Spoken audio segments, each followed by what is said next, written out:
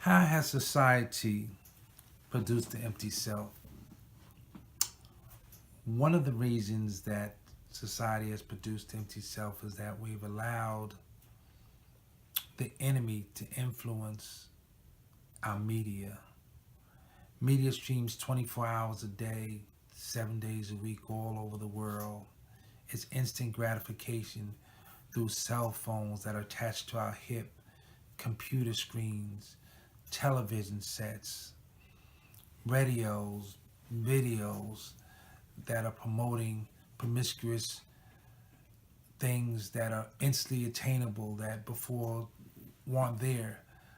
Things on TV that children shouldn't watch, families shouldn't watch during prime time family time that are changing subtly, changing the minds of those, making murder seem like it's nothing, making sexual inferences natural in a subtle way, just slowly introducing it into our society through our media streams.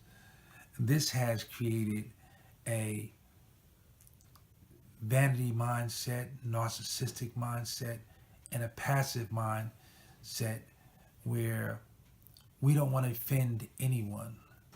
So we're not challenged to use our minds. We're not challenged to think. We're in a more entertainment society. Entertainment meaning that we don't have to think. We can just sit back and watch and let somebody else entertain us. This has been very threatening to our society and even more threatening to our church. How does the empty mind threaten the mission of the church?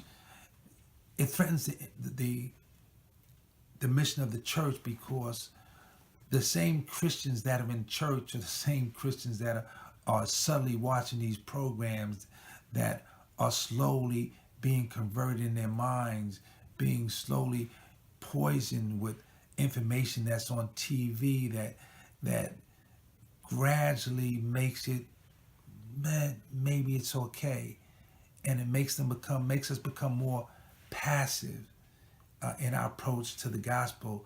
We become um, many of us not wanting to offend someone, being emotional, not really wanting to challenge someone because going after souls, we have to be willing to confront somebody with the truth, not willing to speak the truth, not wanting to offend somebody. And the empty self is very easily offended. So it threatens the church because if we're passive towards the gospel, if we're passive towards the truth, you can't spread the message because it's going to be offended. Truth is confrontational, no matter how you put it. You're going to offend somebody. But we have to be passionate about the gospel, about the message. You can't spread the truth without offending somebody. In order to win souls to Christ, we must first die to ourselves and put on the new mind, meeting the needs of others. We can't be self-centered, thinking about ourselves when we're trying to reach somebody else that's hurting, lifting somebody up. How can the local church minister those who exhibit these qualities? First, we have to change our approach in our ministry. We have to change our approach not to the gospel message of truth, but change our approach as far as how we reach those that are lost. We have to make church more inviting.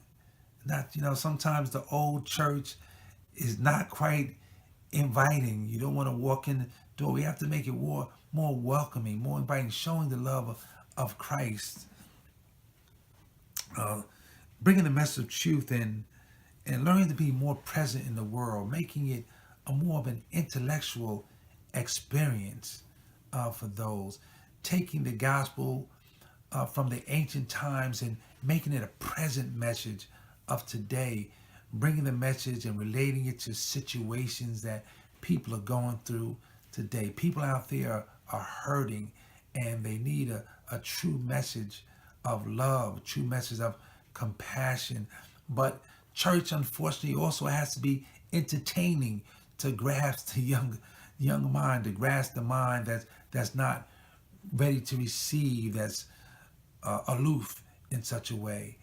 The church has to be passionate and honest in their beliefs. The best way for the church to win the empty mind is to humble the spirits, to humble their spirits and approach the empty-minded person with love and compassion and truth. Let them know about the things that you went through. Being honest, open-minded, having an intellectual conversation about things that are going on in the world, things that relate to them, sharing what's going on in their lives, sharing the things that are important to them, and not focusing on us, but focusing on them. That's the way Jesus did it.